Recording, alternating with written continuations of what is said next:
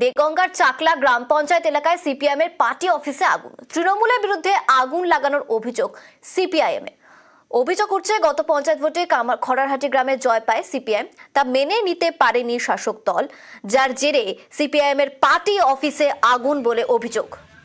জিয়াউল রয়েছে, জিয়াউলের কাছ থেকে একটু জানবো। জিয়াউল, ঠিক কি অভিযোগ এবং শাসক দল তাদের কি প্রতিক্রিয়া গোটা ঘটনাটায়?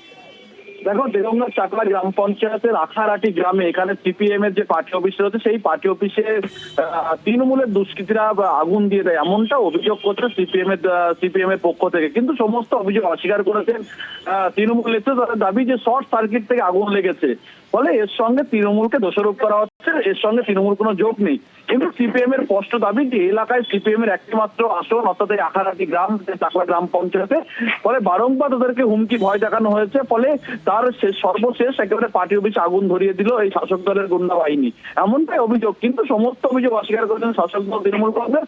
তেমন কোনো ঘটনা ঘটেনি, সবটাই শর্ট সার্কিট থেকে আগুন লেগেছে, কিন্তু তৃণমূলকে দোষারোপ করা হচ্ছে। ঘটনা তদন্ত শুরু করেছে দেগঙ্গা থানা পুলিশ, ঘটনাস্থলে গেছিল পুলিশ। ফলে এখন পর্যন্ত কে বা কার আগুন লেগেছে এখনো সেটা স্পষ্ট নয়। পুরো ঘটনা তদন্ত করে রয়েছে দেগঙ্গা থানা পুলিশ।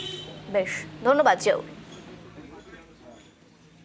প্রতিদিনের মতো গতকালকেও ছিল, কিন্তু 12টার পরে যখন তারা প্রচণ্ড ঠান্ডার মধ্যে আস্তে আস্তে একে একে বাড়ি চলে গেছে দুষ্কৃতীরা, এই রাতের অন্ধকারে কে বা কারা আমাদের এই যে পার্টি অফিসের উপরে তিরপলের যে ছাউনি ছিল, ব্যানার ছিল, রাতের অন্ধকারে এই দুষ্কৃতীরা পুড়িয়ে দিয়ে আমাদের সিপিএম পার্টির কর্মীদেরকে মনে ভীত সন্ত্রস্ত করতে চাইছে। তৃণমূলের পার্টি কিন্তু সেই দুদিন সারা পশ্চিমবঙ্গে এখনো পর্যন্ত আসেনি। আর এই সামান্য ব্যাপার নিয়ে তৃণমূল এরকম নিয়ে মাথা ঘামায় না।